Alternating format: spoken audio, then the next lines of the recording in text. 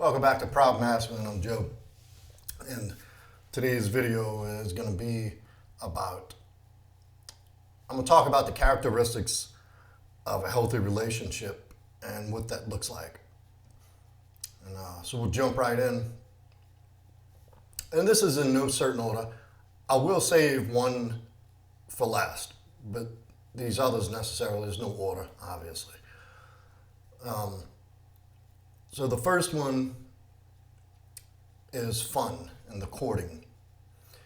You know, in a relationship, when it's new in the beginning, this comes easy. This comes effortless. When you're in that phase, that puppy love, that infatuation phase.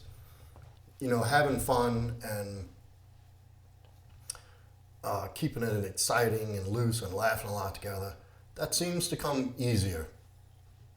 As time goes, it's something that requires a little more effort, but it should never have to be so forced where you have to sit and think about how to make it happen. There should still be an organic element of fun and joy. I'm not saying enjoy. Yes, you should enjoy, but there should be an element of joy that exists in the relationship and the connection. And through these other steps and the other characteristics, this is much easier attainable, especially over a long period of time, when all the other steps are in place and all the other characteristics are present. And this is absolutely necessary long term. And look, as the relationship goes on, you get to know each other more. Complacency begins to set in. That's natural. You get a little comfortable. You kind of living each other.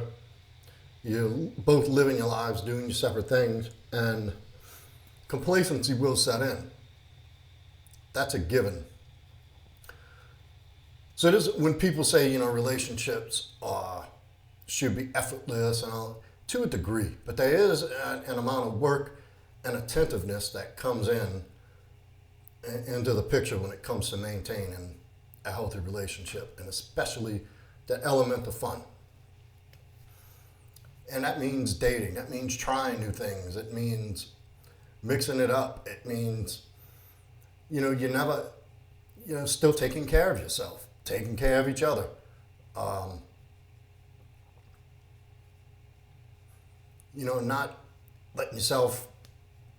Not letting yourself go and getting sloppy just because it's kind of like taking things for granted, and getting complacent. Keeping it fun, keeping it interesting. Variety is the spice of life, and life in itself can become monotonous. The last place you want a monotonous environment is in your relationship. So fun. And next I have trust. And that's huge. That is the absolute landmark for any healthy relationship, where any longevity and to experience the fun and the joy of the relationship, there must be trust. To trust that the other person in the relationship is going to be doing what's best for the relationship, for themselves, and in turn, what's best for the relationship. And just the general standards of trust. Do what you say you're going to do. Whatever the terms of that relationship, and stay within those terms and those boundaries. Trust is the absolute cornerstone of any relationship that's going to have longevity, quality, and growth. Without trust, it's pretty tough to really bond and connect with somebody if you constantly on the defense, or constantly having to look over your shoulder and question what the other person's doing, what they will do, may not do, or what have you. And They are elements of trust that can be blurred or broken at times, and it can be rebuilt, over time and action. That trust can be rebuilt and reattained. That's a whole separate video on, how to go about doing that. Obviously, the best way is to keep the trust and maintain it, not to lose it. And it gives, what that provides is a secure, relaxed atmosphere for the other things that I'm going to talk about and have talked about, like the fun, to exist. They all go together. It's all interconnected.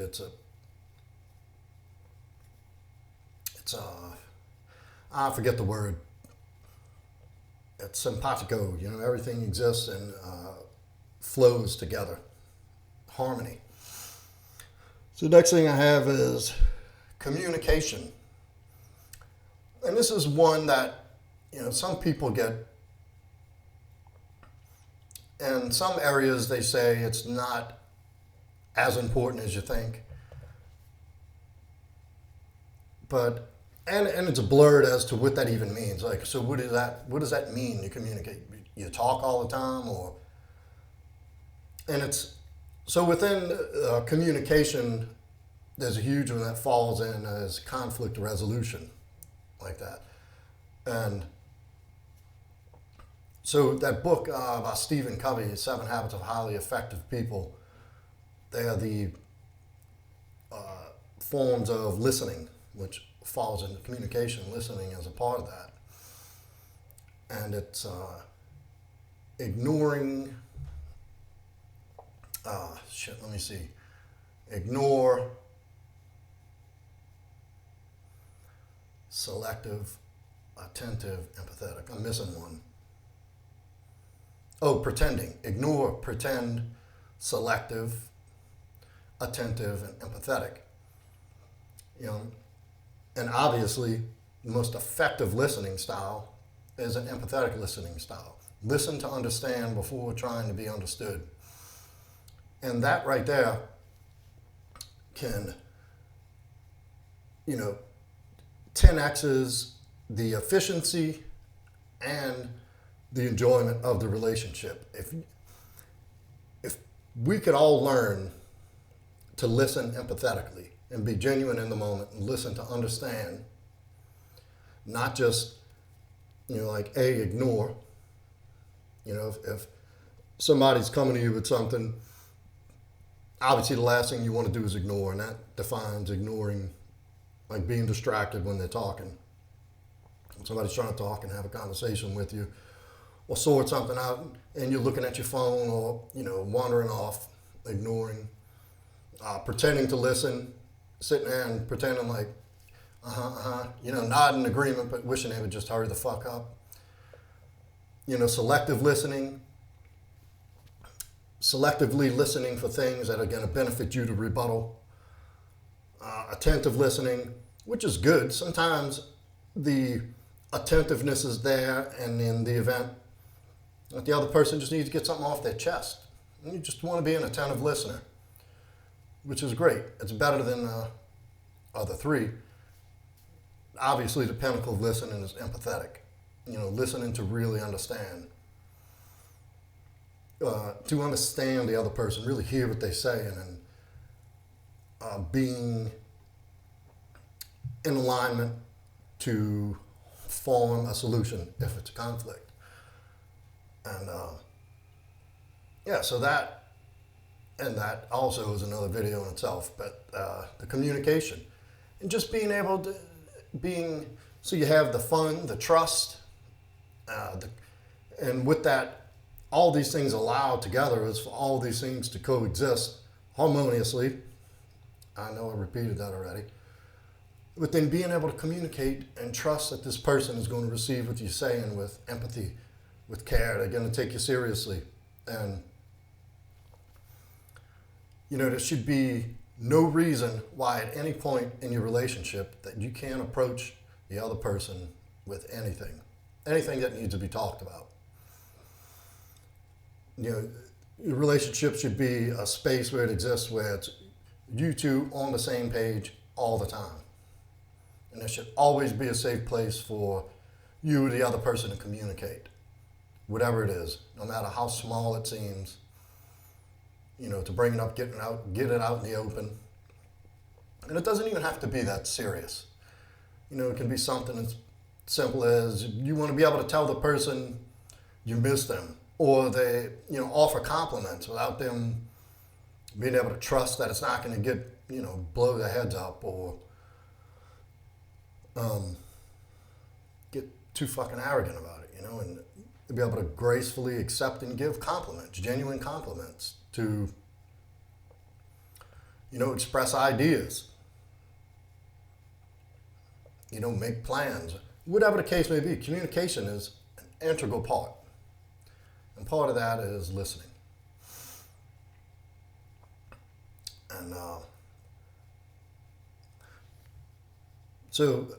and these are things that, I've picked up along the way and helped clients with, and have gotten results with them through the years, because these are all things that I didn't do well in previously and years ago, and learned and applied.